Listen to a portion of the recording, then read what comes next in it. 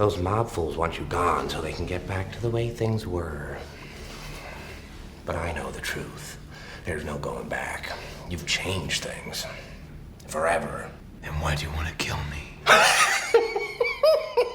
I don't want to kill you.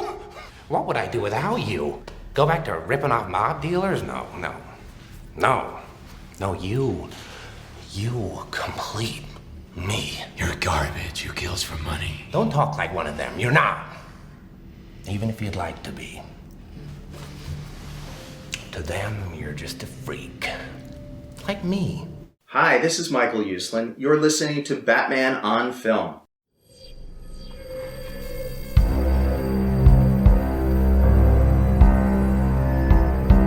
I'm vengeance. I have given a name to my pain.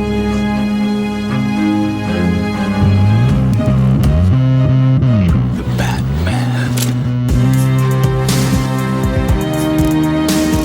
Always waiting for some Batman to save you.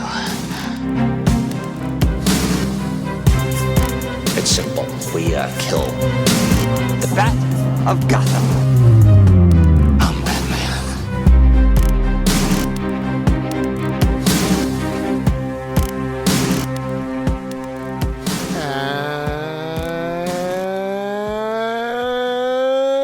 And welcome to the BOF Podcast, episode 213. Today we're going to talk about everyone's favorite movie, the greatest movie of all time, The Dark Knight. It's The Dark Knight turns 15. It is the 15th anniversary, and it's part of anniversary month, anniversary week. It's like there's like 4 or 5 Batman movies that have an anniversary around the same time. They all get released like that same window. So this is a fun one, and I have a unique idea for the show today. Because no one wants to hear me review The Dark Knight. That's absolutely ridiculous. There have been far worse people who have given better reviews than I will. But I have a cool idea. I wanted to talk about the movie kind of as like a point in time, through like my eyes, so to speak. So I have my buddy, my pal, Andy Luca, my college roommate. He's here today for the first time on the BOF podcast. This is your first time on the BOF podcast, right? Yeah. This is a long time coming. You've appeared on like various live streams and stuff with us before. Mostly just dumb comments. That's it in the chat feed. That's true. That's what you're known for. Yeah. But I think it would be kind of cool to talk about Dark Knight because we not only did we grow up during the madness that was the Dark Knight, but we lived together. We were like in our early 20s. No, it was I guess it was because but we weren't. We were 21. We were 21. No, wait. When we lived together, when we saw the movie, because when we saw the movie, there was the build up, and we lived together. That's a big part of it. That's a huge part of it. I introduced you to BOF and all this other stuff. Like this was like I was like you're like, oh wow, like that's kind of like how like when we lived together, you found out about on film. Yeah. And then you kind of lived through the experience of my insanity of being obsessed with the build up to the movie. Which I'm oddly grateful for because it just made that much better. So like that's why I think it would be fun to talk about kind of the build up and our experiences surrounding the movie and just what we remember what the movie means to us, essentially, more than like trying to critique the greatest movie of all time. Let's be honest. Oh, totally. Yeah, it's so good. It's so good. It's so good. I think it's crazy. Yeah. So actually, where did you? I mean, I have some ideas, but where did you want to start? Because I feel like there's like I don't know. I feel like obviously quickly. I almost feel like we should start in a weird way. We both should start quickly at like Batman and Robin because I feel like Batman and Robin is the real Batman Begins. You know. Why do you want to start there? Just because I feel like but I feel like everything. I feel like '89 also doesn't really lead up to Dark Knight. I feel like Batman and Robin being bad obviously has been talked about forever. Mm-hmm. Like I remember leaving that movie and being like. I remember I'm happy that exists. I felt the way when I grew up watching 89. I'd watch 89 and 66 all the time, but I'd watch 89 more. And it was more of like for variety, I'd watch 66, although I watch 66 a lot. But when I remember leaving the theater, my dad being like, that was really bad. Like, I'm not mad it exists, but I remember being like, it was entertaining, but I was just like, was like, I wonder what they're gonna do after this. Right. And then Well, and I guess this is pre you actually. I'll make this really quick. My older brother Ricky, who's a member of the fan club or the BOF like group or whatever, he was in like the late '90s, early 2000s Dark Horizon websites, like all those. And so every now and then he would give me little things like they're gonna like he told me. I remember hearing about Batman Unchained and I hear like Batman 5. I remember hearing about it. So that was through my brother. It was all through my brother because he knew that stuff. And then it all fizzled out, blah blah blah. And then anyway. So then obviously fast forward to Batman Begins. That was, and for me, I thought that was amazing. I loved it. I was like, this is great. I was like, this is so good. And then at the very end, that last scene is like, I remember like, it was like such a mic drop moment. It was with the card flip. And I was like, oh my God. And like, to me, that was it. So to me, it was just like, well, it's always funny because we obviously, I guess we didn't, I didn't know that you're obsessed with Batman until I guess junior year. So this is probably like 2006, 2007. So we didn't even talk during Batman Begins as far as I didn't realize we were obsessed with Batman till then. That was like fall of 2006. Well, it wasn't until we lived together that that was 06. Yeah. Because I remember the first night that we, the first night we moved into the dorms. Yeah. We were all packed or whatever, and we're just kind of tired. And I'm like, all right, guys, I'm gonna watch 89 and go to sleep. And I remember you and other roommate Toby were like, all right, didn't even think anything. Like no one thought anything. 89 was like, all right, must be some kind of. You're gonna watch the Oakland A's. You're gonna watch the Oakland A's win the World Series. Yeah, I'm gonna watch the 89 World Series and go to bed. So, and then all of a sudden, like, it just gets that certain point in the open where Elfman's music kicks in and it's just and you come barging in and you're like, are you watching Batman? And I was like, yeah. Well, I'm watching 89. Like, that's what I'm doing. Like, I remember being like, I would have watched it with you. Like, I didn't know what that meant. Like, that's how much of I'm not in that world or wasn't in that world. Especially wasn't. I was just like, so I remember like, I thought you were just going to bed and watching whatever. Then all of a sudden I'm hearing Batman playing and I'm like, I love this movie. What's going on? So that was it. That was actually the first night you really got a first taste. And then basically it was a nonstop roller coaster ride because of everything that was the Dark Knight. To me, like where I wanted to start actually was with Ledger. And how do you remember how crazy it was for us when we found out he passed? We were walking to class. Yes. And but real quick though, do you remember dates?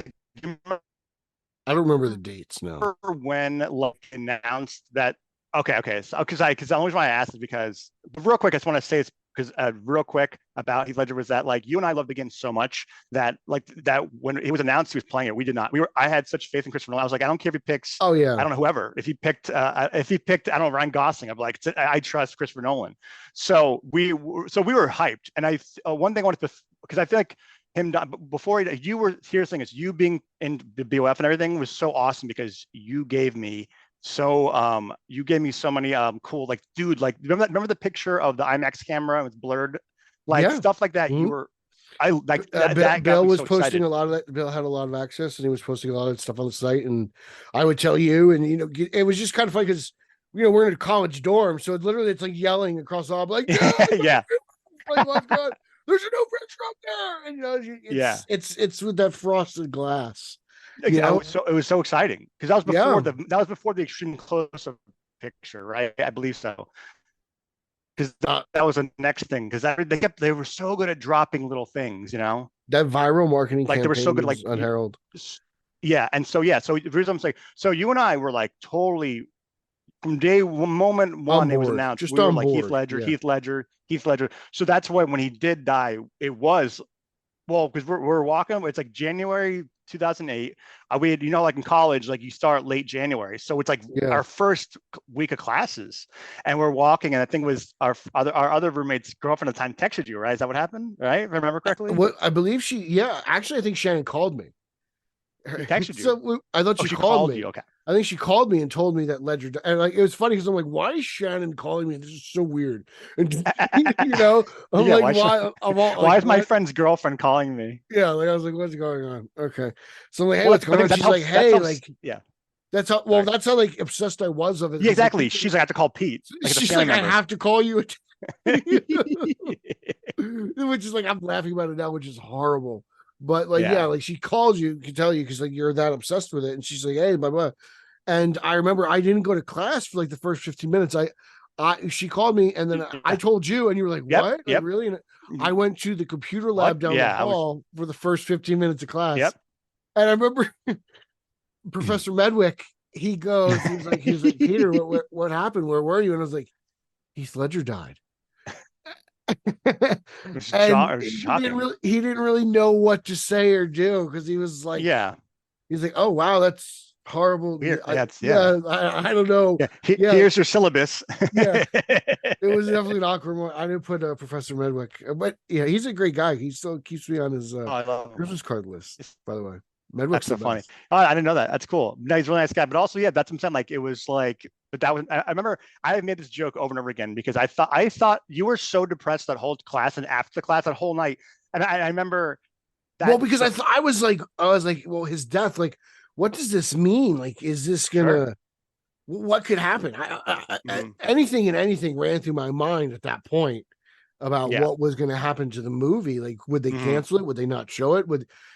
Out of respect for him, like, who knows what, because it's funny, because back then, in a time where we say people were thick-skinned and do anything, the first thing I'm like, they're going to cancel the movie. There's no way. Like, I was thinking all the possible like scenarios, like what they just basically everything anyone said about, I guess, like the Flash and everything with Ezra's problem, like, oh, they're going to cancel the movie for those reasons. Like, every once in a while something crazy happens like that. But I didn't know what they were going to do. No, I kind of assumed that. I mean, I was bummed, but you were like I was absolutely bummed. You were bummed times 20. I mean, compared to me, But I remember making the joke earlier, because it reminded me. I don't think it's been basically 15 years now. Anytime I think about Heath Ledger dying, I think about you being sad, and you remind me of Luke Skywalker on the Millennium Falcon right after Obi-Wan Kenobi dies, and he has his head down, and Leia's comforting him, and he just goes, "Can't believe he's gone." I think you actually said that word. I can't believe he's gone. Like, who? Luke Skywalker? What's going on here?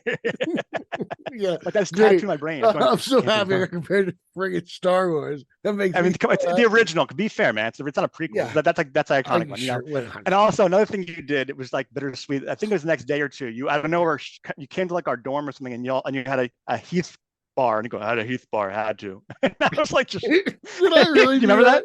100%. I don't remember that. I do. You 100% had a Heath bar. Like, oh, I thought it'd be appropriate to have a Heath bar. And I was like, what? That you did it like a day or two after he died. You were like, you just like showed up. You're like, hey man, I got a Heath bar. I figured it's appropriate to try it or have one or something. That's funny. I guess so. I would do something. I guess just standing in line, like quick check. I was like, yeah, why not?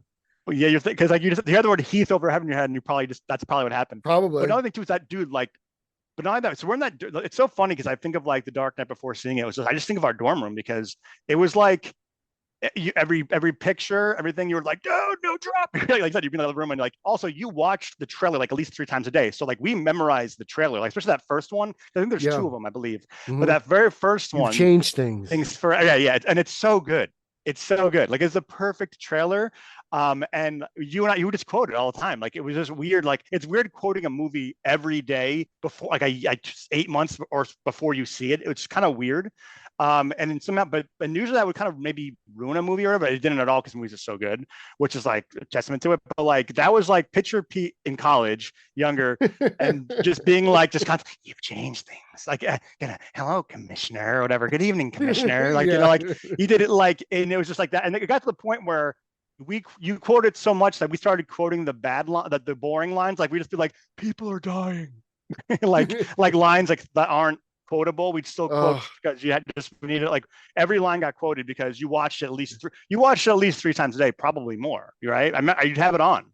Yeah. Oh man, for this movie, because we were at the right age. Oh, it's perfect. Just to totally absorb this in. Just we had part-time jobs. We were college students. Like, you know, like I was reading tons of comic books at that time. I was making a decent amount of money lifeguarding, working at the radio station in school. So I was actually making a lot of money in college. We had no overhead. Yeah, it was crazy. And living in the dorm was great because it's like I wasn't paying for it. It was camaraderie, and you're young, you're excited. And it's funny too, just like a year before that, like your Batman stuff was always like because even before the Dark Knight stuff coming out, you were doing like Danny DeVito's Penguin. You'd be like, I'm an animal, like to this the whole time we lived the 2 years, junior, senior, we lived together. It was just Batman was just always there, which was awesome. Like that's why I said like I was oddly grateful because I just like it was fun to like share. Like I used to think I was obsessed with Batman. Like I met you, I was like, oh, I've met my match. Like you've totally like because you would go to the first year we lived together, you would go to bed at almost it was the first week we lived together. You watched 89 every time I went to bed. So I was like, oh wow, this guy. I got nothing on this guy. Like I might have seen this movie 40 times, but like this guy's it was like it was in the rotation. It was like 89, Lethal Weapon, Die Hard, Terminator 2 were like the movies I would go to sleep. Oh no, you definitely had a variety. But that first week, I think you were in like a 89 loop because I was like again, okay. I'm like I was cool with it. But I was like, wow, again. I was like, all right. I was like, okay, cool, man. Like it's I'm like, 2 hours. Well, you'd go to sleep too. Like you literally was like a lullaby. Like it like rocked you to bed to sleep. It was so adorable. I'd go to sleep by the time they showed the Bat logo because it's self-confusing, you know. Like it's like I feel like it's like you shouldn't have done like going to that kid, man. All of a sudden you're like snoring. Yeah. That's it. Anyway, but yeah. So then, so he dies. Obviously sad, but like, yeah, there was so many of these things leading up to it, and then I don't know. I guess was there anything else you can think? Was there anything I could think of? You were just so in advance. Actually, to put it this way. Because you were so on the ball, you weren't a monster. You were ahead of the curve. Oh God. Oh God.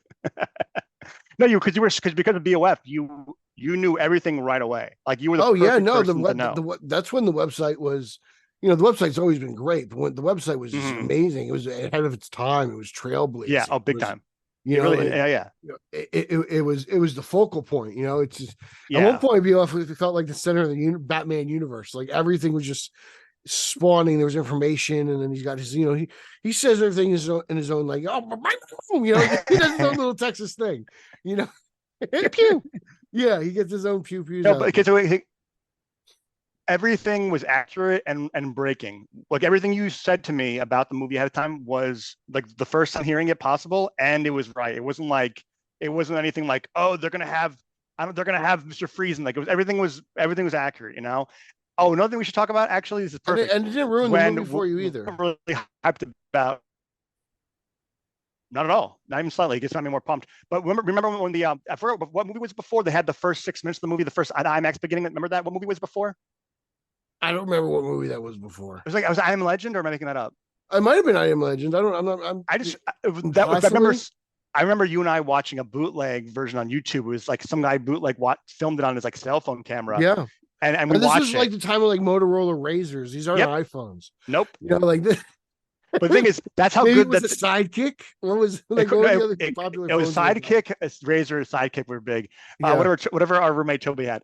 Which was like a Sidekick and a beeper and a pager. Yeah, basically. No, but the thing is, that's how good the IMAX was that like even through a grainy cell phone, which still sounded good and it wasn't crystal clear, but I knew what was happening. You know what I mean?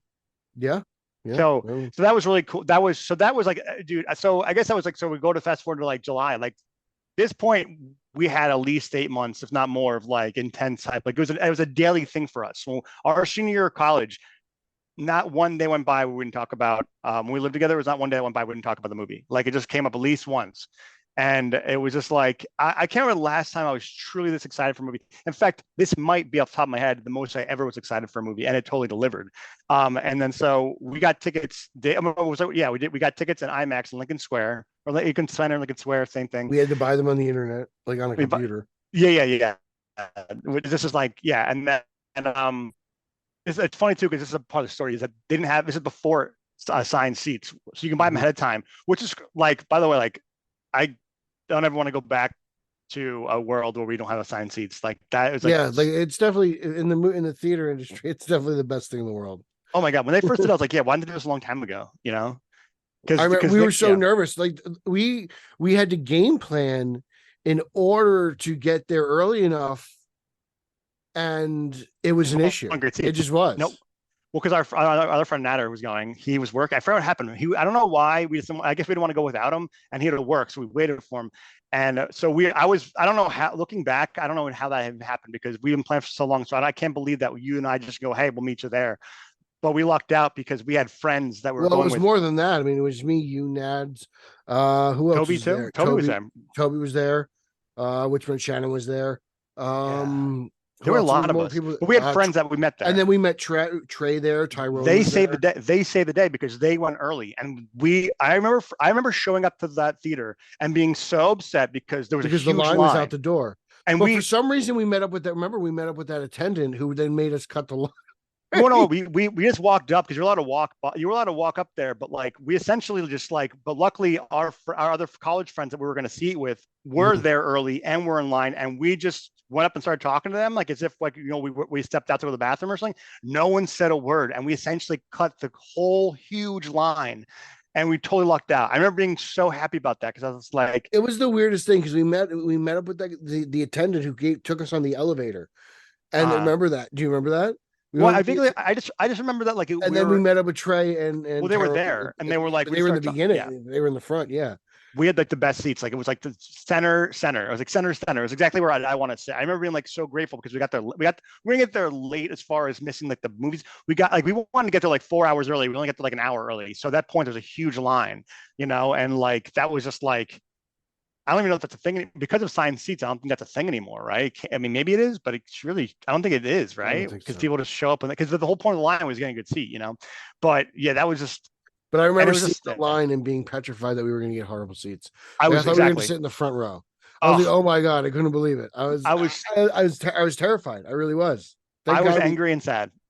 And then everything changed so quickly. It went from being like, we're screwed to being like, oh, we had the best seats in the house. Like it was meant to be. Like that was like total fate because looking back, I can't believe we even like allowed that because you and I like been prepping for this for so long. The fact that we got there late is crazy to me, or like late to like our standards. But then obviously the movie is just like, I don't know. It's just like we saw it in IMAX. Quick thing. I don't remember this. Was that like were there movies in IMAX before that? Right? Was that a brand new thing or no? I can't remember. I'm saying, have you seen a movie in IMAX before that? Things in IMAX, I believe that was kind of new. Well, that was new. I think everything was kind of in the introductory phase. All I know is that we saw the movie in IMAX, and after that, I was like, I'm seeing every movie in the future in IMAX in the future. And it was definitely something, especially when the way the movie like starts out with the guys bashing through the window. You're kind of like absorbed into this gigantic city. It was so good. It was, and then to see the movie again 10 years later, you and I. Oh, that was cool. Same theater. With my brother. We had an Eric Holzman, Bill, the editor in chief. Pew Pew Jen. He was there. Bill, I mentioned this in another podcast. I met him actually. Yeah. Yeah. Like Bill was like, oh guys, that movie was great. I'm out. And then I was like, he was gone. Yeah. Like Bill. He got a cab and was just gone. He said he Batman does credits of Dark Knight to like the airport. He was in and out of New York City so fast. I almost felt like I felt like I was like, did we piss him off? No, I felt like Harvey Dent and you were Commissioner Gordon and you were like, he does that. Yeah. You know what I mean? He was like talking with us all excited, and then they also had a cab. Like there's a cab. Like, all right, guys, see you later. And he just got in a cab, and like within like 8 seconds, he was gone. It was absolutely amazing. But we did. Luckily, we hung out ahead of time though, and at a bar a few hours. And that is when I found everyone has their different time. That's when I found out that Bill hates Batman Returns because obviously that's a whole thing. But like I remember like, you hate Batman Returns? And he's like, I hate it. And I was like, that's when I found out all about it. And I was like, oh geez. But I'm very grateful that you and I both. Well, he doesn't hate as much as he hates BBS. Okay, well, yeah, that's true, I guess. But anyway, but I just so I get to hang out. That was super cool that we saw like 10 years anyway. And I remember just being like, wow, like it still holds up. Oh, two things I remember watching for the first time that stick out to me. That like there's probably more, but these two are tattooed in my brain. When Joker does the pencil trick, that got the crowd was like, oh, like the crowd applauded every time.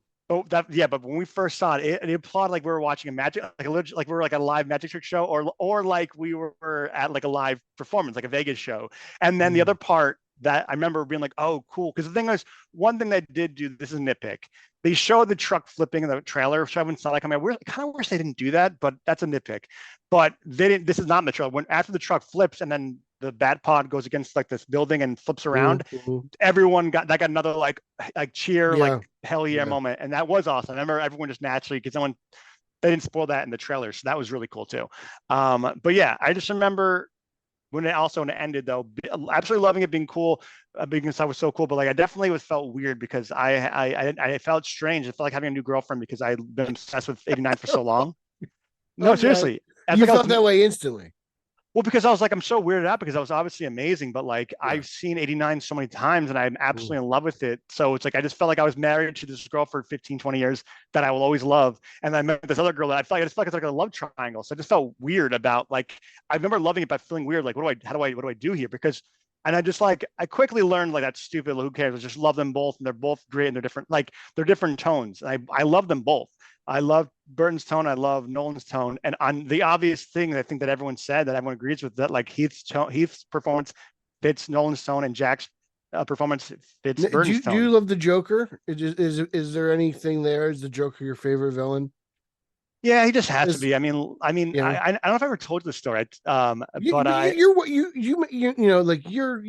Your history with Batman, I mean, it doesn't come from comic books. It comes from no animated series, live action movies. But basically, it's well, you're well studied. Well, I'm not studying like but you know what it is?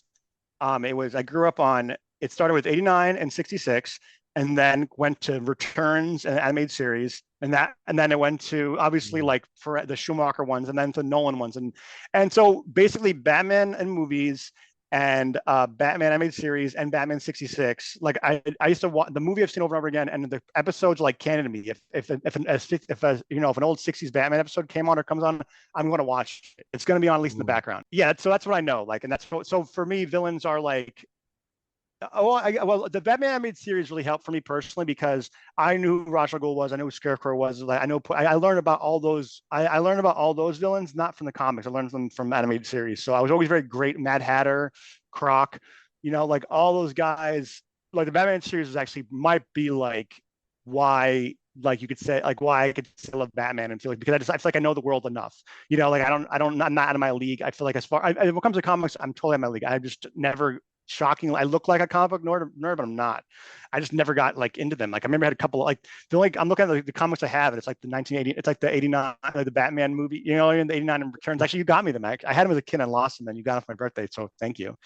Okay, so you're well versed in villains. Like you know a bunch of villains and stuff. So like I love the villains. I'm just curious if the Joker was your favorite. If there was some sort of kind of just pattern there, because like for me, like it's like I love Batman Returns as everyone knows, and also but like I love the Batman, and it's like Ozzy is a huge. I mean, he's both reasons why. I mean, even though they're totally different versions of the character. Yeah, oh, totally. But like there's Oswald is a huge reason why I love both those movies. He's one of my favorite villains.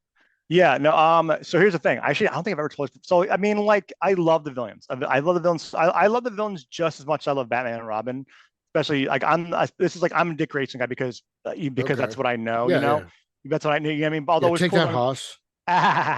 Although it's fun learning about the other ones. I like the idea of it. I like the idea of Nightwing. And I know a little bit from like Batman Adventures, but like, I don't know the way you guys know it. Anyway, but yeah, the villains to me are everything. So the thing about, Joker though, I got in my head. I feel it's Joker because I don't know because there's one thing I don't think I've ever told you this. I think this is really funny actually.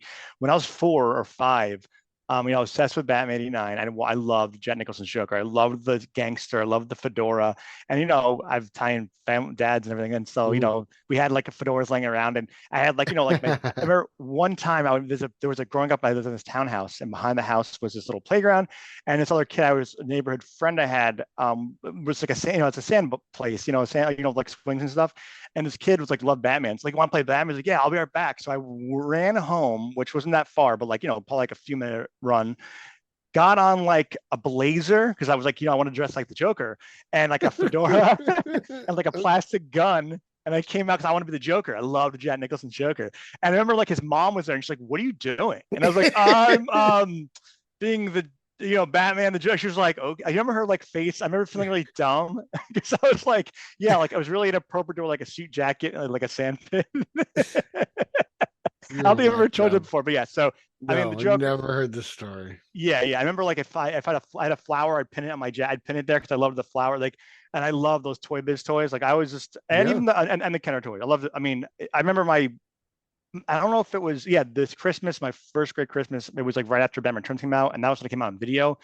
just that's a to quote you, very bat heavy. It was a very bat heavy Christmas. It's one of my all-time favorite Christmases. I think I might have still believed in Santa Claus at the time, and I just remember getting so many Batman stuff and just being like in heaven. For me, it was Batman Forever. That was a big Batman. That was huge for me too. That was my big Batman Christmas. I collected the fry boxes for Batman Forever. That's how obsessed I was. I had like the Riddler, like in the behind the box, it went from McDonald's. It said like, had like little like Riddler, Edward Nygma, had like little stats on them. And I remember being like, this is the coolest thing ever. And forever I had them saved. I don't have any more. Mm-hmm. Do you remember? Yeah. Do you remember like for you? Well, because that's the first thing you saw in the theaters. But like, did you? So wait, but you saw Return. Like, so how old were you when you saw 89 in Returns? Like, do you remember? I was a kid. Oh my God. It was, I don't know, 10 earlier. It had to be earlier, right? It had to be earlier, right? Probably, but yeah, I was probably, I don't know, around eight, 8, 7, 6, I don't know, something like that. Because we were 9 when Forever came out, and that was that the buzz for that movie was outstanding, and it was like, because I know, like I remember being like, okay, like Forever was my first Batmania. Like I can't say I remember 89 at all. Oh no, I don't. Forever was my first Batmania.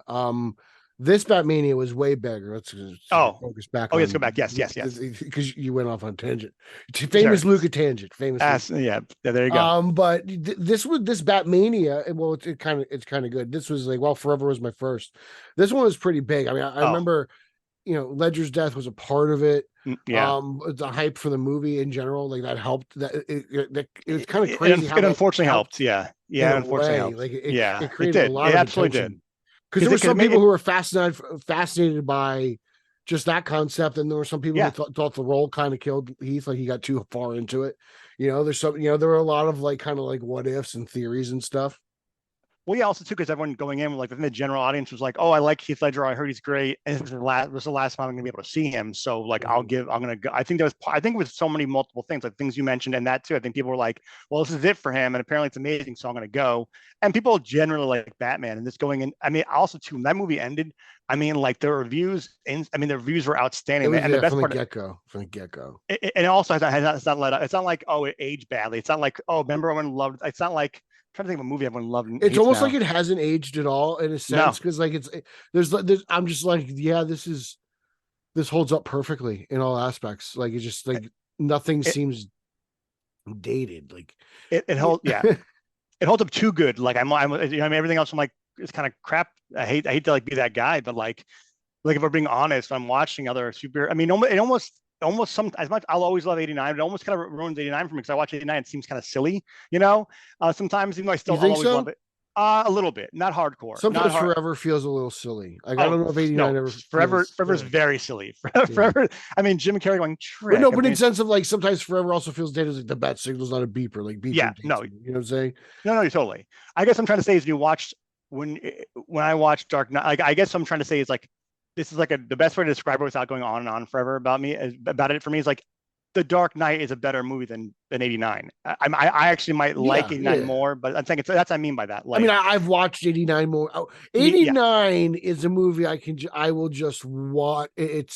I'll always watch it. It's just because it's been there forever. Yeah, it's had the years. It's put in well. Oh my time well. Oh my god, I love about you too, or actually both of us, but definitely you. You've watched it on VHS a lot. You've watched it on DVD a lot. You've watched it on streaming a lot. You've watched it on Blu-ray. You've watched it a lot in every which I love that. If you had it your way, you'd watch it a lot on Laserdisc if you had it. I don't think I've ever watched it on Laserdisc, to be honest with you.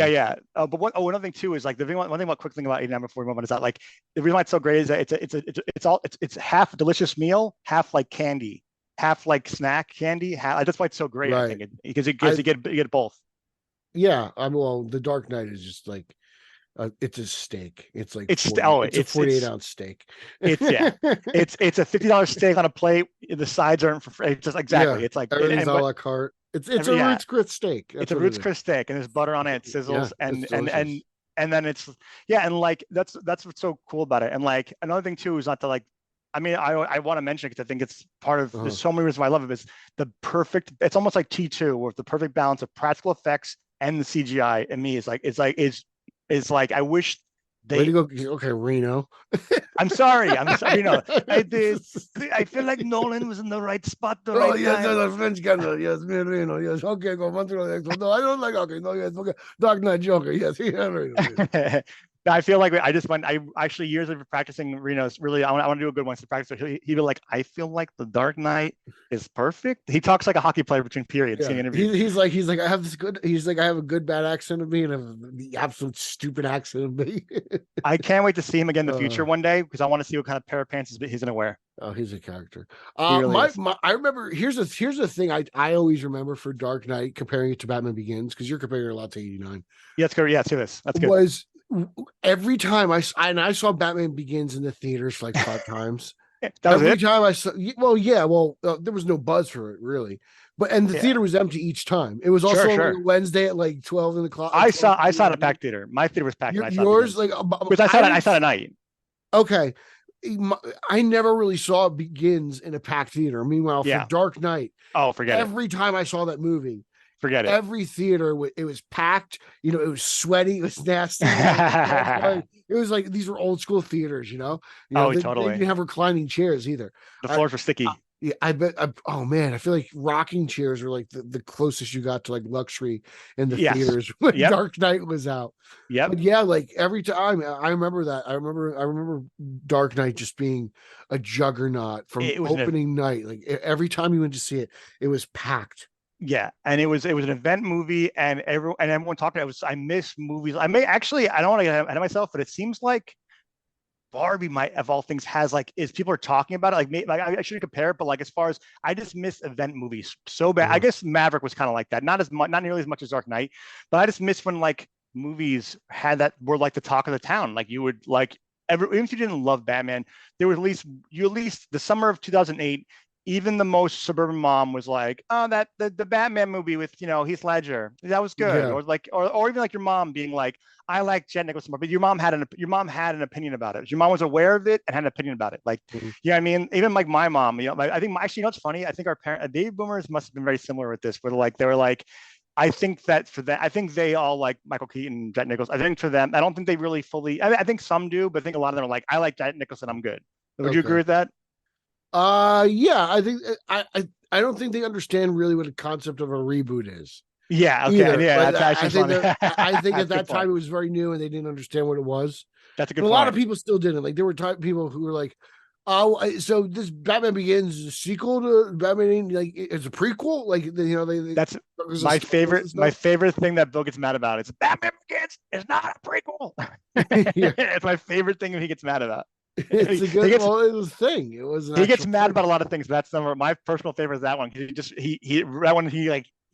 will not. You cannot say that, and he will not let it slide. No. Oh man, but this movie was just man. I don't think I will ever reach the hype level for a movie that I did. Yeah, I mean, just like I was, like I said earlier in the show, just the perfect target audience is so much everything. Oh my god, merch wise, comic book wise. I mean, I was ready to just absorb Batman in his highest form, and that's what this was. And I took it up like a sponge, man. Actually, I want to ask you about the toys because BVS came close, but I don't know. You were pumped for BVS. I was pumped as a comic book fan. BVS got me really pumped. You were, and I honestly, it should have because that concept's awesome. They just totally. Yeah, they blew it. They blew it because that should have been Justice League and BVS should have been like mind-blowingly amazing, but unfortunately they weren't. Yeah. But I want to ask you about because I can't speak to. I can't speak to the toys really because I wasn't at the time of my life. I wasn't really into that. For Dark Knight. So I want to hear about Dark Knight toys because I mean I've seen some of yours, but I didn't. I wasn't in. I want to hear like what was the line like? Was it good? Was it bad? To be honest, the Dark Knight toys they were pretty good. The better versions actually came out with Dark Knight Rises. Okay, the Dark Knight toys were good. I have the core ones obviously. Yeah. The Harvey Dent and the Batman. I didn't collect the McFarlane ones, the recent ones. Okay, I have all the toys from when the movie came out. Okay, so when the movie came out, the toy line was good. I always because another. No, it was good. Yeah, the Rises line was better, but the Dark Knight line was very good. It was the Begins line was trash. The Begins line was a line that was really directed way more towards kids than it was adult collectors. Interesting. Do you have any Begins toys? The Batmobile. I have. I have the Tumbler. Is that one good? Was it begin it's a Tumblr? great. It's arguably the best. Really? Okay. The best like toy, like action figure, like Target, like toy figure, the Batmobile you could buy.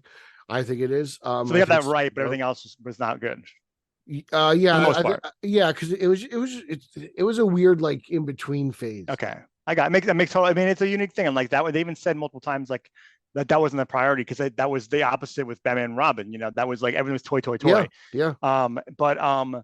Yeah. So interesting. So was there another? I almost feel embarrassed asking these questions. So I'm asking first. I'm like, was there a new Tumblr toy when Dark Knight came out or no? Or was it, I guess it was Batpod. It was different. It wasn't as big. Okay. I think it was smaller because the one for Begins was huge. Have they made a Tumblr that becomes a Batpod, or is that not possible? Is that a dumb question? I haven't seen it. I mean, that would be amazing. Like, remember the missile from Returns that you have? I love that. That missile. Yeah, that toy. was fun. Yeah, I mean, that was that to me. I think that toy totally holds up. By the way, it does. As someone who owns it, I can tell you. When you first of all, because I always wanted the 89 Batmobile, which I have right now. Finally got during COVID, and I'm so happy. But my other one, my 1A, that's my 1A. My 1B, I always wanted the Batmobile, and I probably could have got it if I really asked, but I just didn't. It's expensive. Dude, when you because your toy collection is amazing, and when I was in your basement and you told it out, I remember just the box alone before even I was like, I got like excited because I love that. I love the toys. So actually, another dumb toy question I'm asking now. Did they have for Dark Knight Rises? Did they have a bat? Did they the bat toy? Was there like it's not great, but they did something. I was curious. How are Heath Ledger's action figures when they came out? They were good. I enjoyed. I thought they were fine. Yeah, for what they were doing at the time. The articulation wasn't the greatest, but who did it? Was it Kenner? It was Mattel. It was Mattel. Mattel did. Okay. Did Mattel buy Kenner? I like totally off the ball with that. I have no idea how it happened, but it went from Kenner to Mattel, and I thought Mattel did a good job for a certain period of time until they stopped. And obviously, but McFarlane stuff has been crazy. Sure. And then when Dark Knight came out in DVD, I mean, was Blu-ray out? Was it because you remember this better than me. It was DVD, right? Yeah, it was DVD because I don't think. Oh man, I feel like I don't know. I can't remember. It was something. I'm surprised you don't remember. Like HD DVD. Well, because it was so long ago. It was like the HD, I guess so. Ray Roar, like that was going on in college. I remember, but like, yeah, I don't remember. I remember the popular quote at the time was like the director being like, "Well, we're going to put the movie out on the best format possible." Sure. So like, all right, well, what is that? yeah. One does this you probably don't care about this, but I'm going to throw this out here. I'm just curious. Does it ever? I do this every now and then. It's so much of a nerd I am. When every night on YouTube, I'll watch this. There's this video clips of they have the different aspect ratio of the IMAX box version versus the regular letterbox version, and I love watching. This is a very Ryan Haas thing to do. We're going. Oh, really? He would love this. Yeah. Well, just when I thought I couldn't love Ryan Haas any more than I already do. Yeah. No, but like, there's a cool video I like because it's one of those things. I guess when you shoot I guess I always get confused with the IMAX ratio because I'm like, is it a box or not? Like when you watch Zack Snyder's Justice League, it's like a box, but the original. So I'm like, how much did they shoot? Because obviously, you have a tall version and a long version. So I'm like, I don't know. That stuff always fascinates because I always especially when I watch a movie over and over again like The Dark Knight, I'm a nut and I like to see the frames because they always put any great director like Christopher Nolan puts everything's there for a reason. So when something's getting chopped up, whether it's high and low because of IMAX or wide because of letterbox, whatever, I just want to see it, because I hate missing stuff. I just love. That's how you see little Easter eggs, like, I don't know. I wish I had a perfect example of like a frame Easter egg in Dark Knight. I'm sure there are. I guess the closest I can think of, I kind of told you earlier, was with the wide frame. You see the police officer who takes Harvey Dent home, who eventually, the guy who later on gets killed in the I forget his name, but he gets killed by Two-Face in the Irish pub or whatever. But like, I just love little stuff like that. But I don't know. But you don't. That's not your. That's so.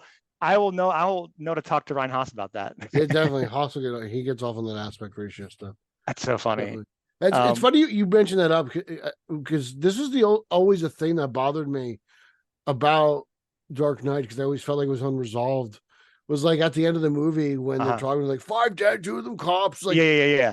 I remember like, and maybe that's just us being fans.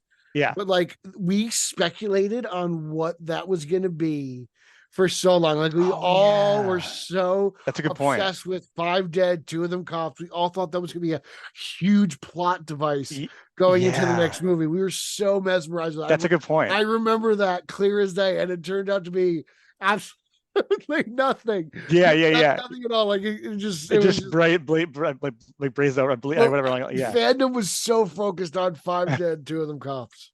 Yeah. No. Well. Yeah. I also think this is a nitpick. I hate to do this because it's like not fun. I but can't like nitpick a movie. I guess that's not no, I'm not. I mean, this is when I say nitpick, I mean this is for fun. This means that like this is not a true flaw. This is just me being a jerk. Is that like like at the end of the day, like when I think about it more and more, I watch it. I'm always like, it's gonna be so funny. It's like part of me goes from being like almost emotional because I love the end of this movie because I love the part when Gordon's son goes, he didn't do anything. I love that he sacrificed himself. It gets me. It pumps me up because I'm like, I'm going to start using that. I didn't do anything. Yeah. No, but I just love it because it's like, oh, it just shows you how like he's so crazy. He'll do whatever he thinks in his crazy mind was right, and it's such a cooler way to end a superhero movie than the good guy like it's such the Joker wins. Yeah, it's what's so cool about it. He wins in this cool way. He doesn't win in this way like where, if I was a Star Wars fan, everything it's the Empire Strikes Back, right? It is. I hate this. It is though, but those words are great. I know you hate Star Wars, but Empire Strikes Back's great. Come on, we don't need you don't I get it. But they do it in such. But I'm saying like they do it in such a perfect way. I guess also too, to be honest with you, when it did end. Like it did, I remember it made me because it made me feel a little weird in a good way though. Like every good movie makes you feel that way. Like I remember like, it's an interesting way to end a movie, but in the best, in a good way. Do you see what I'm saying? I remember just having a ball of energy. First time watching this movie. Oh, totally. I think you and I sat next to each other. I'm pretty sure you and I sat next to each other. Yeah, and I remember you had long hair. Then your hair is pretty long, right? I had Tim Lincecum hair. Yeah. Yeah. That's the best way to describe it. That was the year. It was the year of Dark Knight and Lincecum. Dude, you have a great head of hair. For the record, this is a weird thing to say, but you have a great head of hair. You've got Al Pacino movie star hair. I've been saying it for years. And you really do. You can literally you're like Tom Cruise. Like you can shave your head, you can grow your hair long, like in Mission Impossible 2, and it always looks like unfortunately your brother was not blessed with that hair. compare it to Dave Grohl, but yeah. Yeah, no, that's a good I would agree with that actually. I'd agree with that. In fact, you should. I don't think you've ever had long hair with your beard yet, because if you did that, you probably would grow it up. You know. No, I've never had long hair with the beard. With the beard, yeah. Anyway, well, it's something about it. You could do it. You have the head to do it. But yeah, I remember you and it was just But I guess what I'm saying like, I don't know. Hans Zimmer's music it's so good. And I also someone like I used to play drums and like it's so percussive and it's so tribal in the best way. Like I like that that is for someone with ADD that's like brain massaging. Like I love that. Like it makes me so happy. Like it just, and to my, like if Dark Knight comes on TV, like I have it on the background and half of it is for the music. I just like, I could be washing dishes in another room and just have it like the dig it. And I get jazzed about it. Not to like, we all nerd about this movie. Like anybody who doesn't like this movie, it's like, it's the lamest eye roll take of all time. Like you like Rises more, which is fine. Like I like Rises. I do. But you like Rises. Don't you like Rises more than Dark Knight? Yes, I do. And here's the thing too. But I'll admit that Dark Knight's a better movie. Yeah. That's what I'm saying. And the way you feel like I can't help but admit that.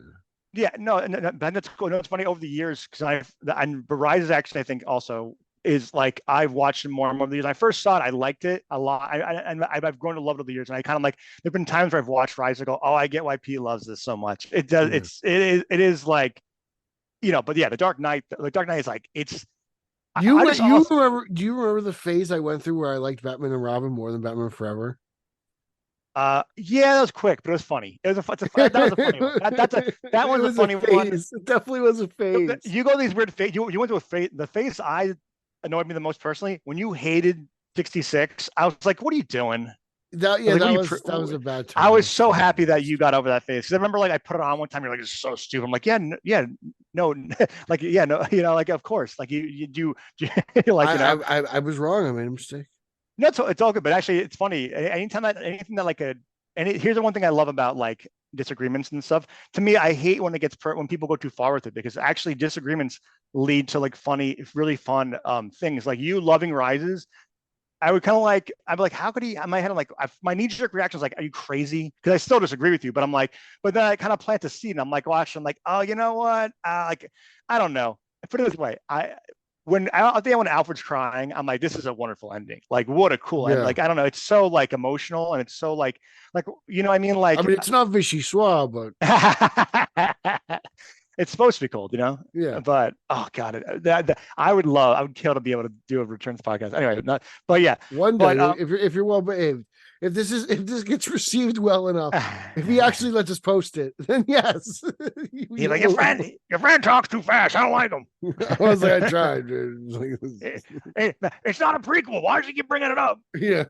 But what actually real quick, let's talk about Two-Face, because I feel like we haven't talked about Two-Face yet. Like, what's your like, I don't know, what's your take about the character in general? For me, actually, out of everything that everybody complains about, no one ever complains about how he becomes Two-Face. Like, I feel like no one's ever like, oh, there was an acid. This doesn't make any sense. Like, I feel like the movie's so good, people can't complain about anything. Like, I feel like it's like a hot take Justin would have. Acid, so I can't believe this really Two-Face. It's like he got it's just gasoline. It's just a burn. It's melted. What's wrong with this guy? It's not really Two-Face. That would be the hot take, but no one ever has that, which I'm very thankful for. Yeah, you know what's funny? I'm happy. Eckhart crushes it, man. Like, what can you say? Like, he's kind of the heart and soul of the movie. No, yeah, totally. Here's like two things about it. I'm happy. Those are great things about it. One thing. All right, one little fun little nitpick, doesn't it? How did that guy get a gun in the courtroom? That's insane. I know that's a super nitpick, but how can that guy bring a gun? 3D in the printer. It's 3D printed. It's 3D printed. By the way, I think about if for some reason, if I always think about if Bill somehow got in trouble with the law and you had to back him up, I feel like you'd be like, yeah, I'm the brains behind all BOF. Yeah. I run the organization. Yeah, like you'd be the fall guy for Bill. Yeah. People I'm not part of it. You're like, yeah, I ran BOF. I started in 1998 with my computer in my mom's house. Web TV. And then you pull out a gun. So like, oh, it's made in China. It doesn't work. although you would buy American. I know you. You drive a Chevy. I drive a Chevy. So you would absolutely buy American. That's where you actually would have killed. You would have prevented Two-Face from happening because you would have killed Harvey Dent.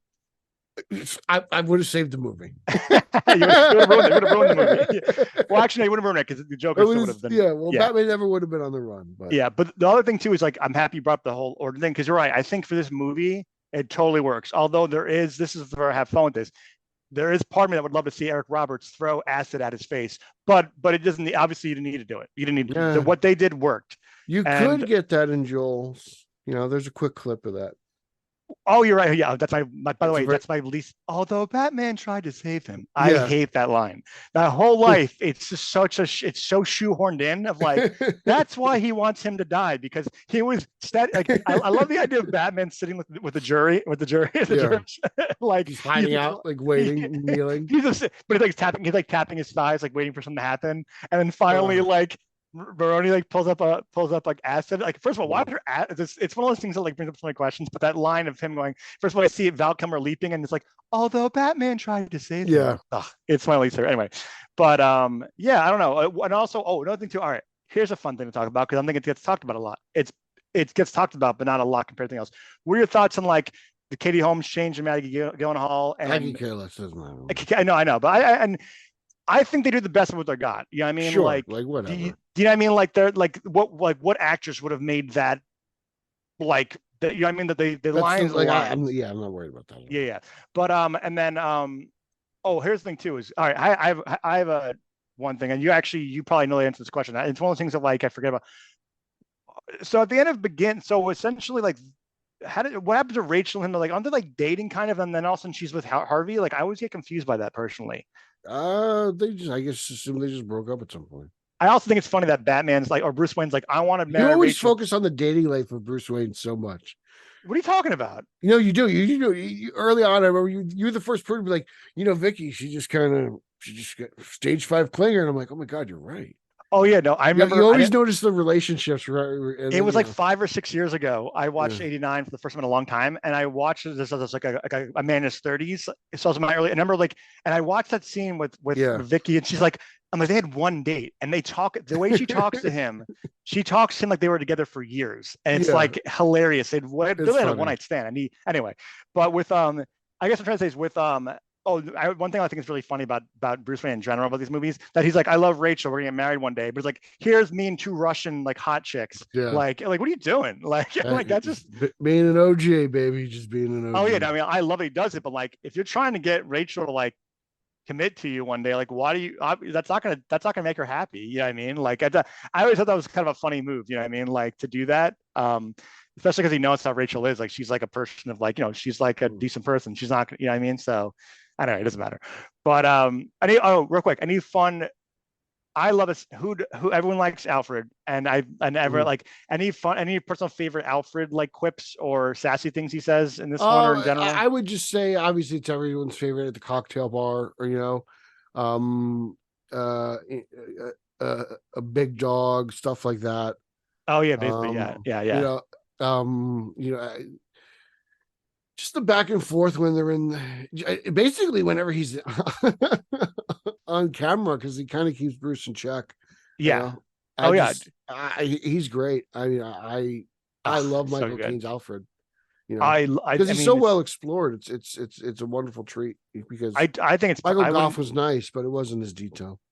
Yeah, I love them both, but you're absolutely right. And my personal favorite is line, I think, that I don't do a good job of it, but in my head when I'm walking around my apartment, I've definitely said this many times the past, years of my life, just being like, I really the signs of a tangerine.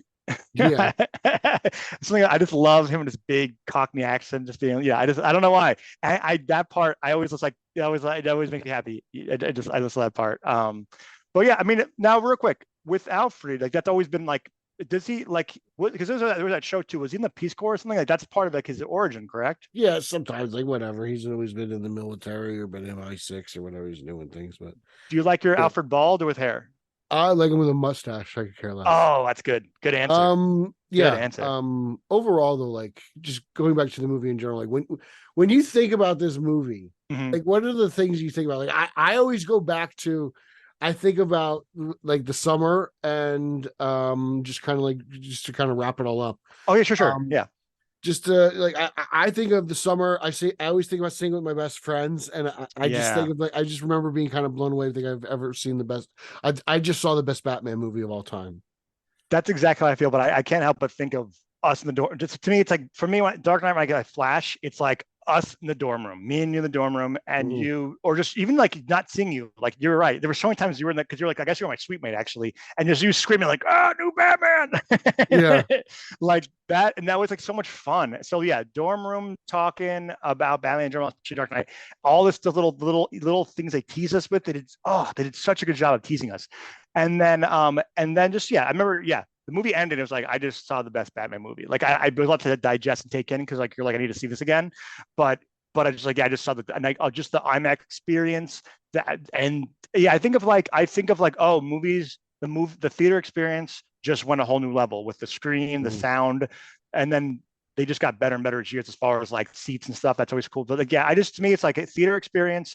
But you know what? The bittersweet thing is we'll never get that hype again. That hype was it'll be one in a million. It'll be one in a million. Yeah. And I'm just glad to have lived through it because it was fun to live through and just everything from Comic-Con to the movies to just the viral marketing to everything was once in a lifetime. So it was great.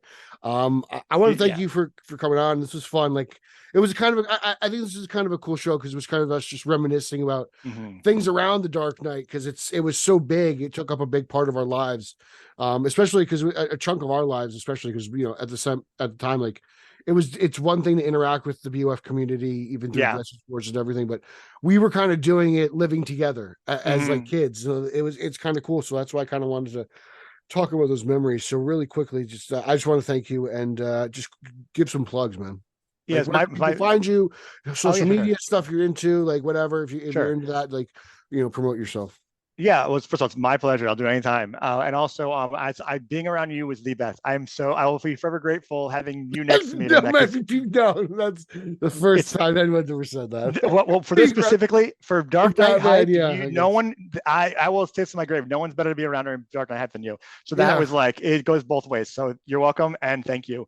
And and what was I going to say? But I mean, here's, the best thing for BOF people, I'm in the Facebook group, and nothing makes me happier than doing like a true, not just to be a ball break, but a funny take on things, or an interesting take on things, or nerding out on stuff. So I don't know, if you enjoyed this, join the Facebook group and be active and have fun with it. Be honest, but have fun with it. I think sometimes people don't like that. So I'm your guy if that's your thing. I love quoting stuff. Pete, I mean, Remember, number one.